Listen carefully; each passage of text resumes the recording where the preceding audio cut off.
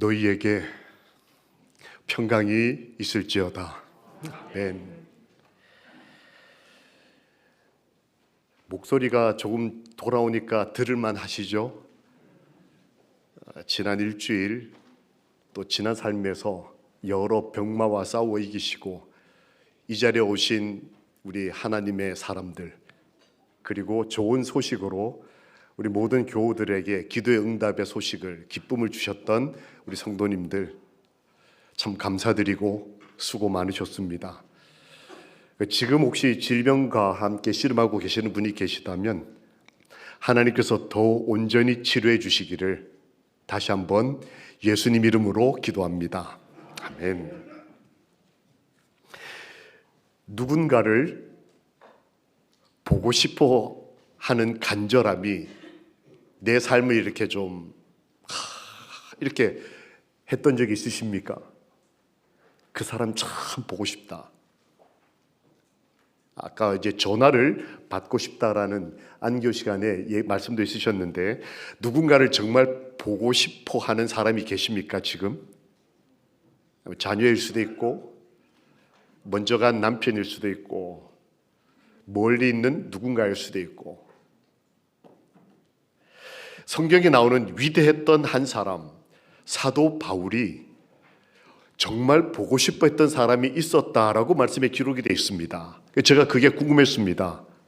사도 바울 같은 위대한 사람은 누가 보고 싶을까? 사도 바울은 로마 황제 앞에서 설교했던 사람입니다. 요즘으로 하면 그냥 한 나라의 지도자가 아니고 그 전 세계 최고 지도자 앞에 예수 그리스도의 복음을 전했던 이 사도 바울, 떳떳했던 당당했던 이 사람이 간절히 뭔가를 원했던, 보고 싶었던 사람, 베드로입니다. 저는 의외였습니다.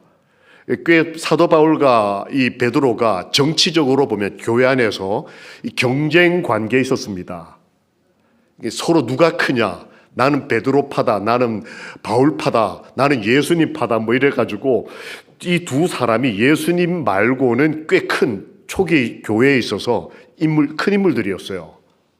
그런데 사도 바울이 예수님도 아니고 베드로를 정말 간절히 보고 싶어 했다라는 말씀을 제가 이렇게 읽으면서 이야, 왜 보고 싶었을까?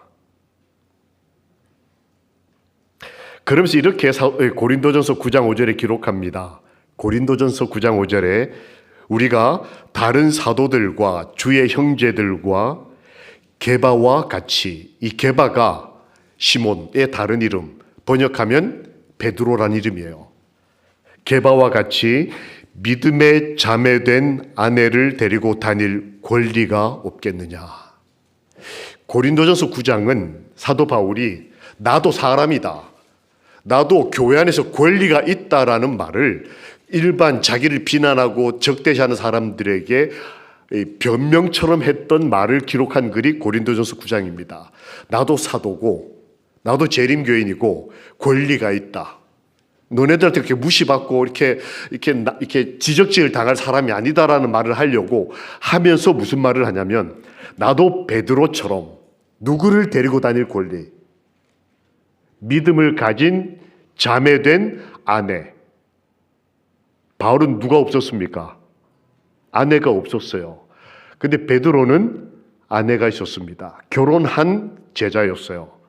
그래서 이 바울은 보고 싶은 베드로에 대한 또 다른 표현에 나는 베드로 같은 권리를 나도 사도로서 권리가 있지만 행사하지 않는다라고 말하면서 베드로의 어떤 점을 부러워하듯이 표현했냐면 야, 저 친구는 결혼도 하고 그 아내가 믿음이 있는 동료.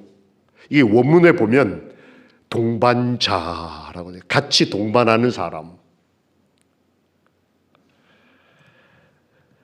베드로와 바울은 교회 안의 양대 산맥이었습니다. 그런데 사도 바울이 베드로를 보고 싶어 하면서 베드로의 어떤 점을 부러워했냐면 야, 베드로 그 사람은 나하고 다르게 어떤 걸 가지고 있다. 어떤 권리. 아내를 데리고 다니는 권리.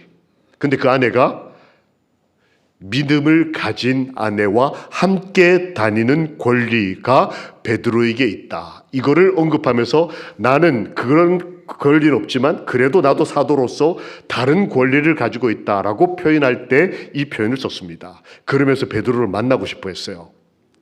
나와 다른 뭔가를 가진 사람. 저는 이게 굉장히 궁금했습니다. 베드로에게 있어서 유명한 사건들이 많습니다. 베드로 자체가 유명한 사람이었어요. 그런데 베드로가 유명했지만 베드로의 아내, 여러분 혹시 베드로의 아내에 대해서 생각해 보셨습니까? 이름 아십니까? 저는 베드로의 아내를 고민해 본 적이 없어요. 그런데 성경에 보면 베드로가 예수님을 만날 그 시기에 어떤 기록이 나와 있냐면 예수님께서 베드로의 집에 가사 누군가를 치료하셨다는 기록이 나옵니다. 그 누가 누구냐면 누구요? 장모님.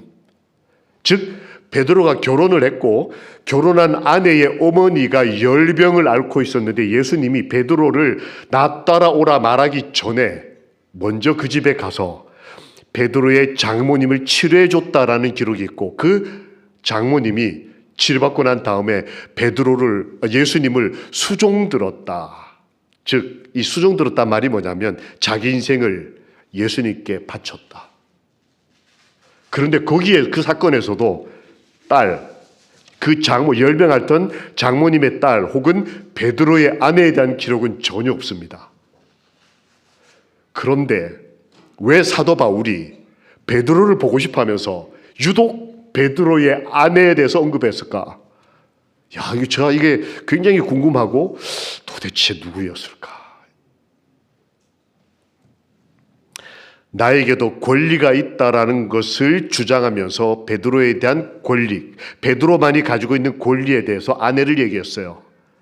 저는 하나님과 한 여인의 권리라는 제목으로 오늘 말씀을 준비했습니다. 하나님 앞에 한 여자, 이름도 알려지지 않은 한 여자의 권리가 무엇이었을까?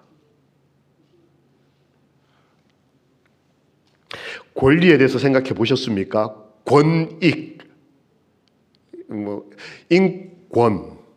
그래서 사회가 현대화될수록 사람들이 나의 권리를 찾는 것, 참정권, 자유권, 추구권, 이게 우리 헌법이 보장하고 있는 우리 국민들의 권리들이지 않습니까? 그래서 우리가 권리를 이렇게 요구하기는 하는데 하나님 앞에 허락받은 내 권리가 무엇이었는지에 대해서 생각해 보셨습니까? 내가 생각하는 권리, 흔히 뉴스에서 나오는 인권, 동성애도 권리가 있다, 이런 거에 익숙한 내 귀가 정말 성경이 말하는 하나님께서 생각하시는 권리와 한번 비교해서 고민해 보신 적이 있을까요? 하나님은 인간의 권리를 어디까지 보장하시고 보호하시는 분이실까요? 창세기 3장과 창세기 8장을 주석한 본교 주석에 보면 인간이 죄를 짓고 난 다음에 잃어버린 게 있다. 그걸 이렇게 표현했습니다. 인간은 죄를 지음으로 범죄함으로 모든 권리를 잃었다. 하나님의 자녀로서의 권리, 영원히 살 권리, 행복할 권리, 이기적이지 않은 사랑을 할 권리 다 잃어버렸다. 그러니까 하나님 빼고 우리가 지금 주장하는 권리들은 다 이기적이라는 거예요. 그게 집단이든 개인이든 그게 국가를 상대로 하든 혹은 어느 특정 개인과의 관계이든 하나님을 빼고 주장하는 권리는 성경적으로 봤을 때는 법의 근거가 없다. 왜? 인간은 죄를 지음으로 모든 권리를 잃었다. 우리는 그리스도인입니다. 그런데 종종 하나님 앞에 하나님과 관계된 권리에 대한 고민보다는 학교 때 배웠던 권리, 우리나라가 가지고 있는 법적 권리 혹은 내가 생각하는 내 거, 이것에 너무 민감한 나머지 이 자존심이 상처를 받기도 하고 자존감이 떨어지기도 하고 어떨 때는 이거 하나님 믿는 게 너무 이렇게 좀 뭐랄까 인간답지 않아 보이기까지 한, 왜 헌신을 해야 되니까 내 권리를 이렇게 뭔가 돈도 내놔야 할 것 같고 시간도 내 걸 희생해야 할 것 같으니까 내 권리가 하나님을 믿는 과정에서 침해받는다고 느끼는 현대인들이 교회를 떠나고 있는 현실이다라고 어느 학자가 썼습니다. 하나님의 권리와 내 권리 사이에서 내 권리를 선택하는 현대 그리스도인들. 우리는 어떨까요? 말씀은 우리는 범죄함으로 권리를 잃었다. 그런데 예수께서 갈바리에서 그 권리를 되찾으셨다. 우리의 대언자가 될 권리를 얻으시면서 우리가 죄 없다함을 입도록 의를 입혀주시면서 어떤 권리를 주길 원하셨느냐? 영생할 권리. 하늘에서 영원히 살, 우리가 잃어버렸던 그 권리를 예수께서 십자가에서 회복시키시는 과정에 베드로는 그 소용돌이 속에 있었습니다. 예수님의 권리, 우리 권리를 되찾으시는 권리가 아직 회복되지 않았을 때 이 여인은 어떤 존재였을까요? 그때 당시 동양의 여인은 숫자를 셀 때 숫자에서조차 포함되지 않은 권리가 없는 사람들이었습니다. 이렇게 계실 때 숫자를 셀 때 한 명, 두 명, 세 명, 네 명 해서 딱 끊쳐지는 것이, 어린 남자아이는 숫자를 세도 할머니는 숫자에서 빼는 것이 고대 여성의 권리였어요. 권리라고 할 것도 없었죠. 게다가 로마의 식민지 지배하에 있던 유대인들의 여인들의 삶은 말 그대로 아무것도 아닌 것처럼 보이는 그런 시대였습니다. 그런 시대에 베드로가 사도 바울에게 인정받았던 권리를 가진 아내가 있었다. 이게 제가 굉장히 놀라웠던 거예요. 한 번은 안식일날 오후에 제가 우리 이 아들, 제일 앞줄 앉아가지고 얼마나 고마운지, 요즘 안에 붉은색 입고 밖에 검은색 옷 입는 게 유행이니? 똑같은 옷을 입었네. 아들들이 앞에 앉았으니까 얼마나 좋습니까? 이 학생반 아이들. 왜 그렇게 고개를 끄덕끄덕해? 동의가 되나 봐요. 고개를 아주 끄덕끄덕. 예. 저만 할 때 예배 마치고 이제 밥 먹고 애들하고 친구들하고 노는데 한 친구가 저보고 재밌는 거 좀 해보자는 겁니다. 그래서 뭐냐 그랬더니 사과를 좀 먹으러 가세요. 그때 당시 사과는 귀할 때니까 상품은 다 판매를 하고 종종 성도님들이 이렇게 사과 괴짝에다가 이렇게 좀 조금 일찍 떨어진 거 아니면 이렇게 뭐가 파먹은 거 이런 것들 이렇게 갖다 주세요. 그것도 귀하게 먹던 때였습니다. 근데 그날 사과 서리를 하러 가자는 겁니다. 제가 그래? 토요일 날 아무도 안 지키는 사과밭이 있다고. 그래서 그러냐고. 그래가지고 친구들 한 5-6명이 우르르 갔습니다. 그것도 대낮에 뭔 생각을 했는지 하여튼 아무도 없어요. 지키는 사람이. 그때 사과만 익을 때였습니다. 한 10개쯤 먹은 것 같아요. 정신없이 먹었습니다. 얼마나 옛날 사과 부사 얼마나 맛있는지 안에 막 꿀이 막 담겨있는, 열심히 10개쯤 먹었는데 이놈들! 잡혔는데 잡혀보니까 저희 교회 장로님이시더라고요. 사과밭이 저희 교회 장로님 밭이었어요. 저는 그 밭이 저희 장로님 밭인 줄 모르고 친구들, 그 장로님의 그러니까 하여튼 뭐 관계되는 친인척 자기 집안 밭을 턴 거예요. 털면서 목사들을 끼워서 그러면 좀 덜 혼날까봐. 보통 이게 그런 거 있지 않습니까? 저 집 애도 우리하고 같이 했다 뭐 이런 넘어가는 거. 어쨌든 저는 잡히고 난 다음에 다 방면됐는데 저만 끝까지 잡혀 있었습니다. 이유가 뭐였냐? 목사의 아들이란 게 도둑질이나 하고 말이야. 손 들고 해질 때까지 안식일을 서보셨어요? 근데 목사의 아들 도둑놈. 이건 뭐 인권도 없고 권리도 없고, 권리라면 목사의 아들이라는 권리. 근데 그 목사의 아들이 도둑질을 했다. 분명히 장로님 아들도 있었고 집사님 딸도 있었고 우리가 한 대여섯 명 좀 사고 많이 치는 친구들이 있었습니다.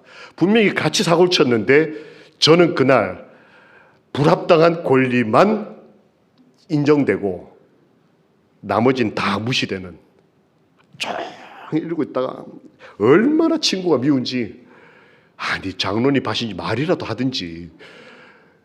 근데 끝나고 난 다음에 장로님이 저한테 기도를 해주시더라고요. 기도하시면서 제발 착한 아이가 되라. 그 기도 응답을 받았습니다. 그 다음에 도둑질을 안 해야 되겠다. 최소한 우리 교인 집권 훔치지 말아야 되겠다. 그때 제가 그 생각을 했습니다. 왜 이렇게 나만 무시하실까? 친구들 다 지금 잘못했는데 왜 나만, 내가 목사의 아들이라는 이유 하나만으로 왜 나만, 이 생각이 막 차가지고 집에 와서 기도 뭘 했는지 기억도 안 나고 집에 와서 아버지한테 딱 이렇게 했던 말이 기억나요. 아버지 목사하는 거 싫다.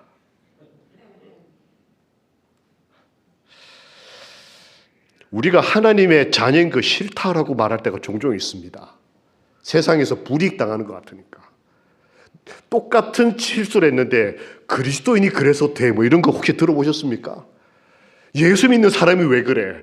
안식교인이 왜 이래? 그때 막 이렇게 뭐 불끈불끈, 아니 나보다 더 나쁜 사람도 많고 똑같이 죄 지었고, 근데 왜 나만?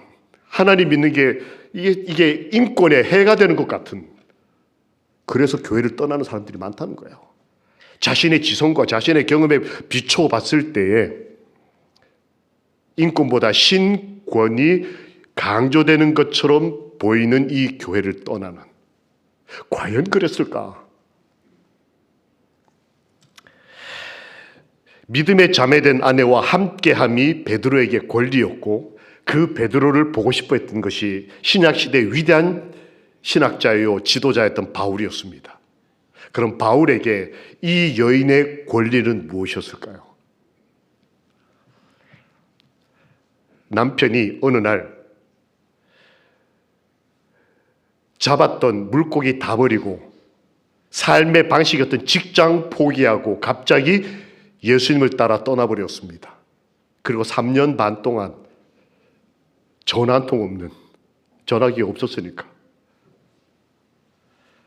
남편이 예수를 믿고 예수의 제자가 된 다음부터 아내가 오롯이 집안 살림을 다 책임져야 했습니다. 여러분 상상해 보셨습니까?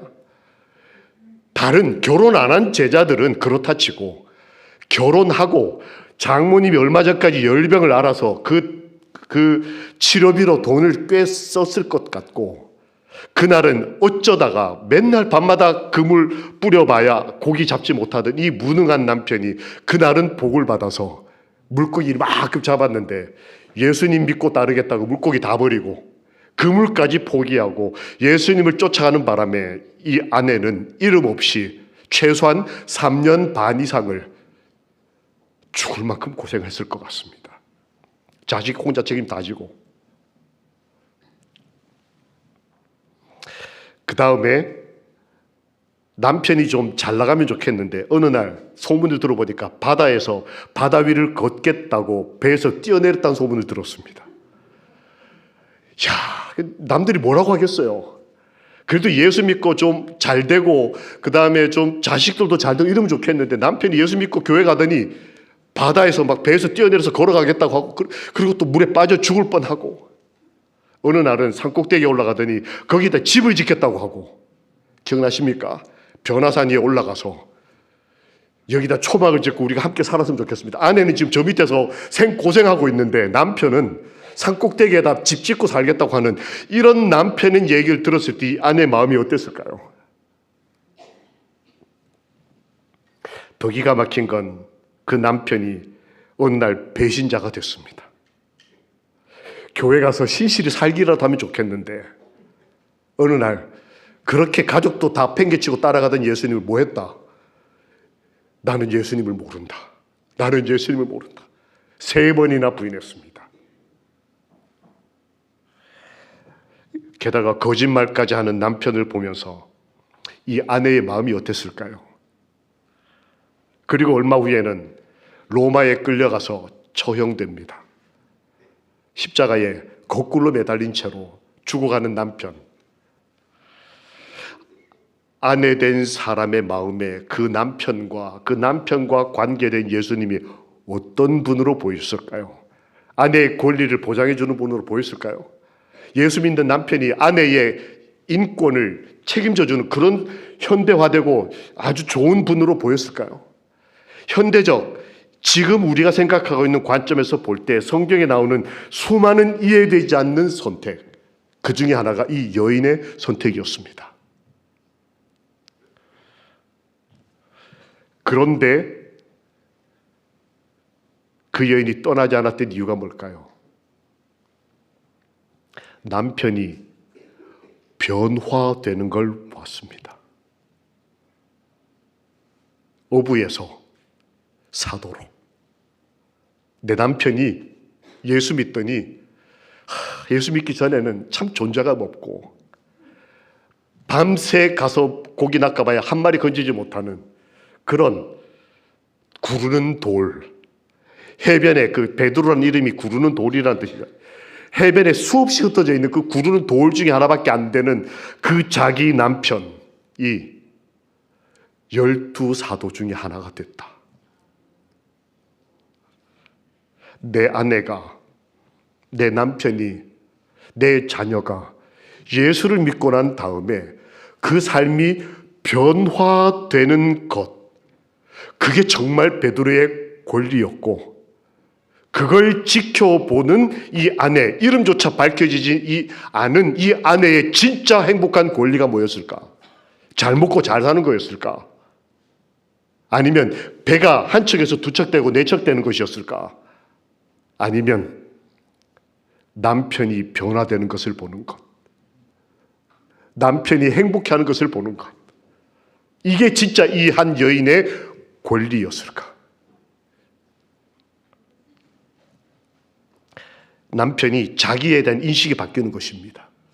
나는 죄인입니다. 나는 어부입니다.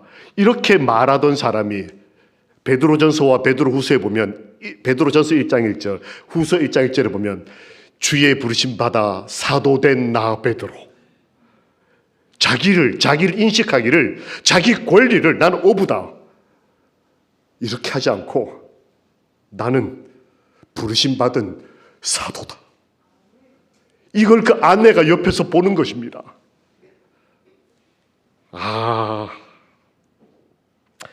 남편이 사상이 변화됩니다. 이 성격 급하고 칼을 빼들었던 사람 기억나시죠? 베드로가 급하니까 칼 빼들고 예수님을 보호하려고 했던 그 무력을 썼던 아니면 시도했던 이 사람이 베드로전서 1장 20절에 이렇게 씁니다. 뜨겁게 서로 사랑하라. 칼 들던 사람이, 칼 들던 내 남편이 뜨겁게 사랑하라고 말하는 걸 듣고 있는 아내의 마음을 헤아려 보셨습니까? 내 남편이 퍼뜩하면 배에서 뛰어내리고, 퍼뜩하면 다 버리고 어디로 가버리고, 뭐 어떻게 하면 칼 빼들고 막 이렇게 하고, 실제로는 잘랐습니다. 상대방을 귀를 잘랐어요. 그런 남편이 예수님을 만나고 난 다음에 변화돼서 그의 인생에 죽기 전에 글을 쓰면서 피차에 서로 뜨겁게 사랑하라. 야, 이 아내의 마음에 깊은 감동이 있지 않겠습니까? 다른 사람은 몰라도 남편의 전부를 아는, 밖에서의 보이는 모습이 아니라 남편의 모든 것을 아는 아내가 남편이 사랑하자고 얘기를 할 때 그 마음에 오는 그 깊은 감동, 얼마나 좋았을까요? 생활의 변화를 봤습니다. 자기 남편은 급하면 거짓말하고 급하면 배신하는 그런 사람이었어요. 그것도 몇 번씩이나. 그런데 그가 십자가의 형 앞에 순종하기로 결심합니다. 살아남은 이들 357페이지에 보면 이렇게 되어 있습니다. 그가 회개와 탄식으로 로마에 잡혀가서 이제 처형을 당하게 됐는데 마지막 유언을 엘렌 화이트가 이렇게 썼습니다. 자기를 처형하는 사람들에게 간절하게 부탁을 해요. 여러분, 죽기 직전에 베드로가 무슨 부탁을 했을까요? 마지막 은혜를 간구하였다, 이렇게 기록되어 있습니다. 그 자기를 처형하는 사람들한테, 우리 열병 알았던 우리 장모님, 내가 내 예수님 믿고 따르면서 헌신했기 때문에 홀로 고생했던 내 아내, 그리고 내 식솔들을 좀 책임져 달라, 이게 베드로의 마지막 간구였을까요? 저라면 그랬을 것 같습니다. 그런데 말씀에 이렇게 기록되어 있더라고요. 회개와 탄식으로 베드로는 자신을 처형하는 사람들에게 마지막 은혜를 간구하였다. 제가 십자가는 순종하겠지만 예수님하고 똑같이는 안 되겠습니다. 예수님이 이렇게 달리셨다면 저는 어떻게? 거꾸로. 이게 베드로의 마지막 소원이었어요. 주님이 이렇게 달리신 것, 내가 그 은혜로 여기까지 왔다. 내가 뒤돌아보니 내 아내, 내 장모님, 내 식솔들 이때까지 먹고 산 것 다 하나님의 은혜다. 근데 죽는 순간에도 이제는 가족들에게 내가 남편으로서, 사위로서 제대로 못 해주고 예수의 사업을 위해 내가 지금 죽어야 되는데 내 아내를 하나님 부탁드립니다. 이렇게 저 같으면 기도할 것 같은데 베드로가 뭐라고 소원하냐면, 예수님이 이렇게 가셨으니까 저는 거꾸로. 그걸 아내가 지켜보는 것입니다.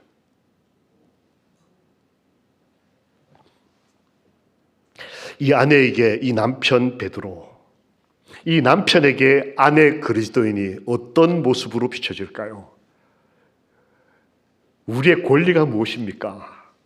1년을 다 지내고 난 다음에 내 한 인간으로서의 권리, 내가 내 가정에서 가지는 권리가 무엇일까? 이 아내처럼 내가 주께 기도하고 헌신함으로 내 남편, 내 아내 혹은 내 자녀들이 변화되고 사랑을 경험하는 그런 귀한 은혜를 보는 것이 내 권리임과 동시에 내가 그렇게 변화되고 내가 그런 삶을 살아감으로 내 아내 혹은 내 남편 혹은 내 자녀들이 나를 보면서 행복할 수 있으면 얼마나 좋을까. 우리가 1년을 지금 마치고 있습니다. 12월이 다 지났는데 내 가족들에게 나는 어떤 모습을 보여주는 권리를 가지고 있는가? 혹은 나는 내 가족 혹은 내 주변 사람들에게서 어떤 권리를 주장하고 기뻐하며 그걸 붙들려고 하는가? 이 한 아내는 베드로의 인생을 지켜보면서 사도 바울이 뭐라고 표현합니까? 믿음을 가진 아내. 그가 구체적으로 어떤 믿음을 가졌는지에 대한 기록은 나와 있지 않고 간접적으로 베드로의 삶을 통해 저희가 볼 수밖에 없지만 그는 믿음을 가진 1년을 보냈습니다. 한 해가 마무리 지어지는 지금, 한 인생이 한 매듭을 짓는 어느 날 내 삶에 믿음이 있는 그리스도인, 남편, 아내.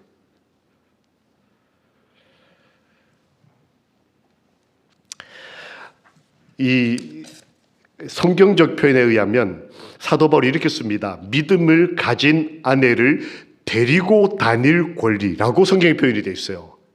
이 표현이 좀 그렇죠? 남자가 마치 여자를 이렇게 끌고 다니는 것 같은 표현인데 원래 원문 이 번역은 그걸 원문을 더 정확하게 쓴 또 다른 번역은 이렇게 되어 있습니다. 동반할 권리. 지금부터 2000년 전에 식민지 시절에 숫자도 들어가지 못하던 한 존재를 12사도 중에 한 명이었던 아버지께서 반석 위에다 교회를 세우게 했던 수석 제자라 해도 누가 뭐라고 하지 못할 그 베드로가 이름도 알려지지 않았던 아내를 동반, 함께 걸을 권리. 세상 법에서 권리를 청원하는 권리장전은 1800년대에 비로소 성문화되었습니다. 영국에서 처음으로 한 인간이 나도 권리가 있어요 라고 청원, 이 법적으로 호소할 수 있는 근거인 법이 처음 만들어진 게 1800년, 지금부터 한 200년 전입니다. 그런데 그 10배, 2000년 전에 하나님께서는 성경에다가 한 이름 없는 여인의 권리를 쓰셨어요. 하늘 성소에 12 이름이 적혀 있는데 그 중에 한 명이었던 베드로와 함께 동반할 권리를 한 그리스도인 여인이 가지고 있었다. 그는 이름조차 기록되지 않았다. 그는 막대한 희생을 치렀습니다. 베드로가 하나님의 일을 하는 동안 그 뒷감당하느라고 그 식솔들 챙기느라고 한 여인으로서 어렵고 어려운 인생을 살았을 것입니다. 그의 어머니도 아팠습니다. 남편의 사랑이나 남편의 경제적 지원을 받지 못했습니다. 게다가 남편은 바다를 뛰어드는 마지막 순간에도 자기를 위하는 권리를 호소하는 게 아니라 거꾸로 매달리겠다고 하는 그런 신실한 그리스도인이었어요. 그런 남편의 아내가 가진 권리, 사도 바울이 그 권리를 뭐라고 했느냐? 그 베드로와 함께 앉은 아내. 그 모자라 보이고 지금 우리가 생각한 베드로 대단히 훌륭한 그리스도인이지만 그때 당시로 돌아가 보면 배신자에다가 거짓말장애에다가 이랬다 저랬다 하는 사람인데다 칼 쓰는 폭력자에다가 아내고 가족이고 다 팽개치고 돌아다니는 자기 혼자 잘난 사람인데다가 그런데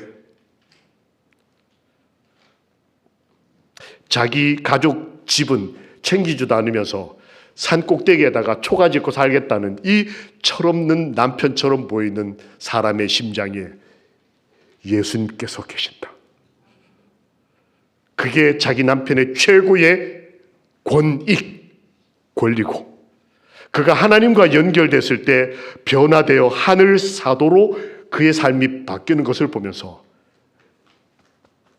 그와 함께 있는 권리를 겸손하게 받아들였던 이 한 여인,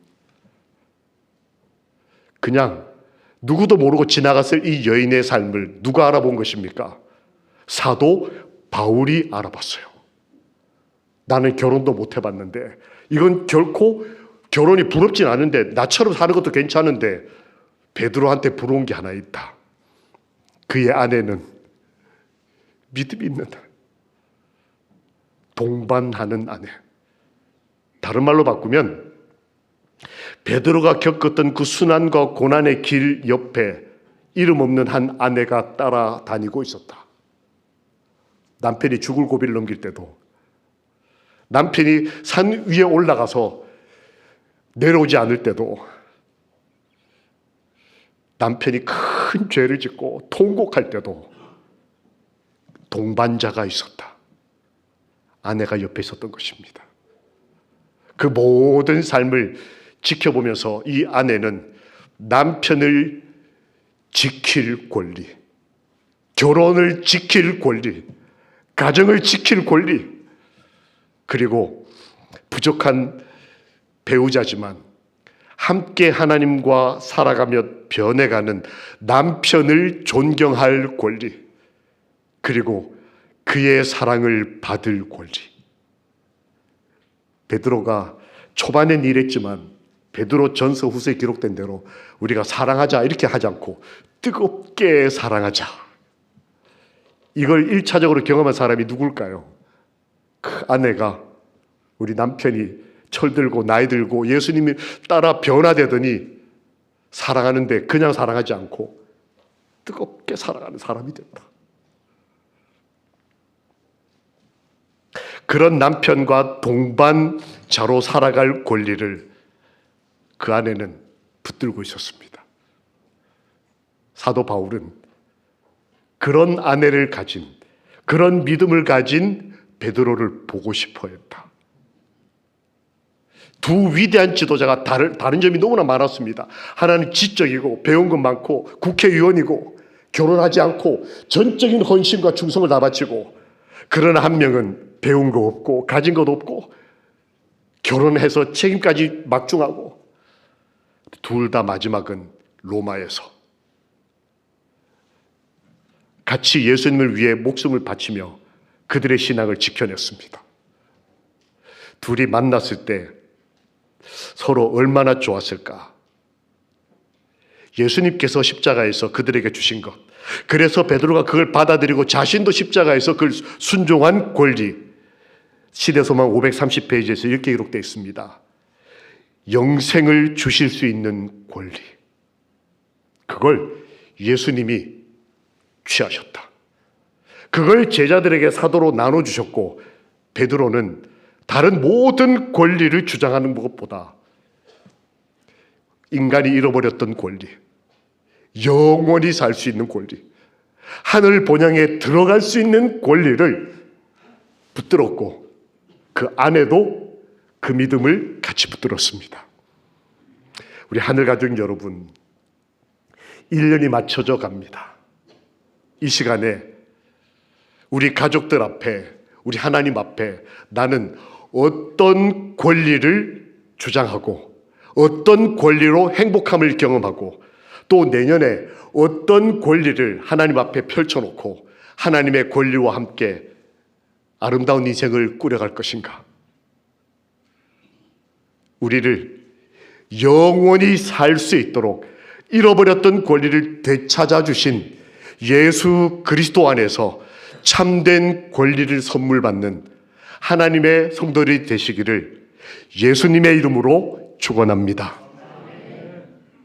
아내와 함께, 남편과 함께 뜨겁게 사랑하며 살 수 있는 성경이 말하는 권리를 마음껏 누리는 연말 연시가 되기를 예수님의 이름으로 기도합니다. 더불어 동반자의 권리,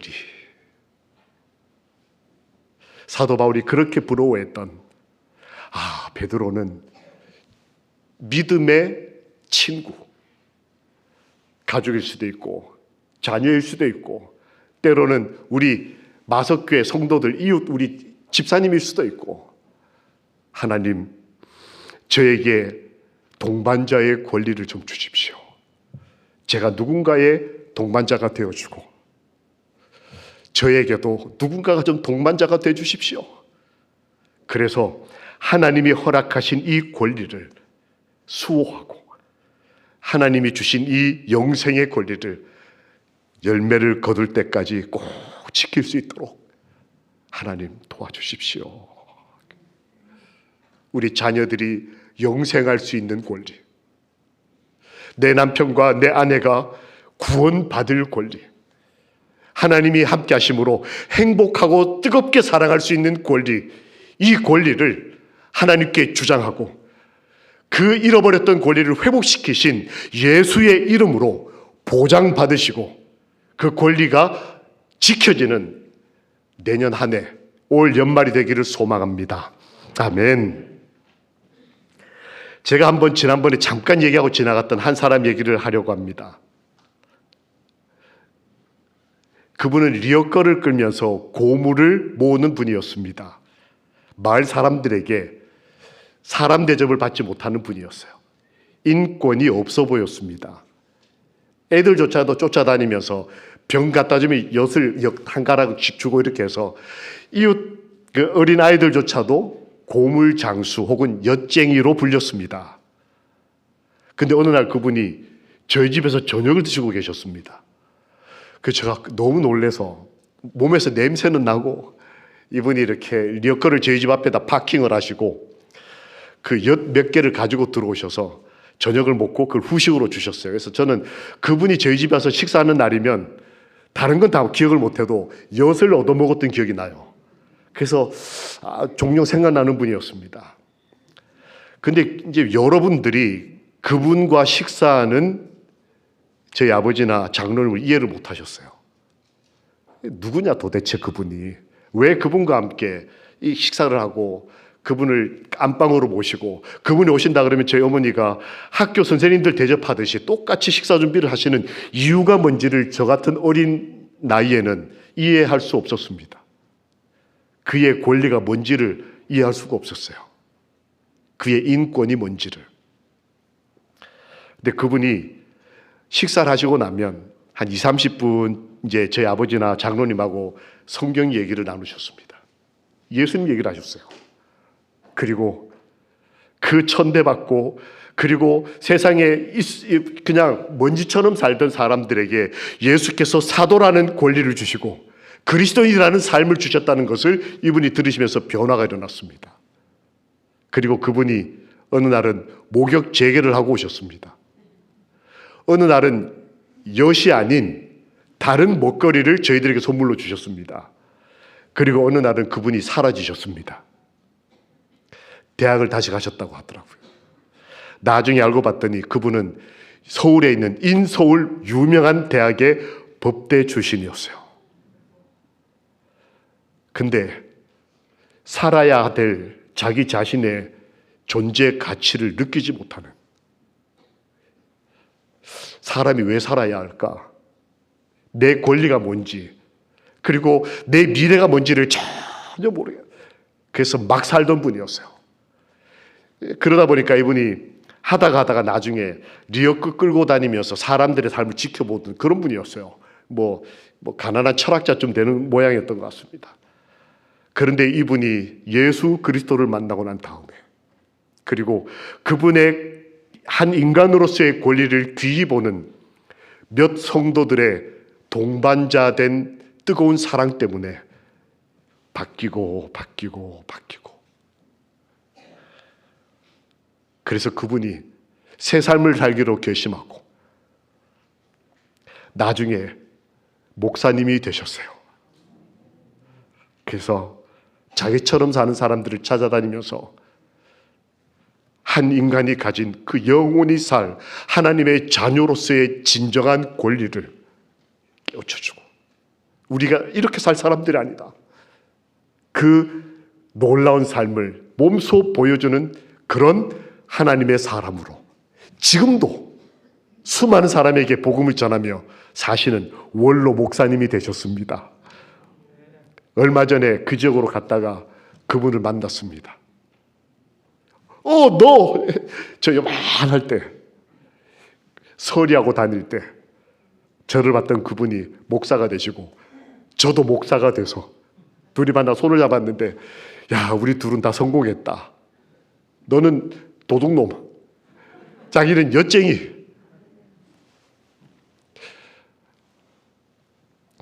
백현주님이 어디 계십니까? 교회 잘 오셨습니다. 오늘 첫걸음을 하신 이 귀한 하늘 사람을 하나님께서 기억하시고 한 여인으로서 하나님이 허락하신 영원히 살 권리를 백현주님에게도 허락해 주시기를 우리 모든 마석 성도들이 예수님의 이름으로 기도합니다. 아멘. 우리는 영원히 살 권리를 가진 사람들입니다. 이 땅에 있는 그 정도가 아닙니다. 영원히 하나님의 자녀로 올 1년만에 살았을 뿐만 아니라 내년 한 해와 영원한 삶을 하나님의 자녀로 살 권리를 가지고 우리 행복하고 아름다운 삶을 사랑하며 살게 되기를 우리 주님 예수 그리스도의 이름으로 기도합니다. 아멘. 다 함께 일어나셔서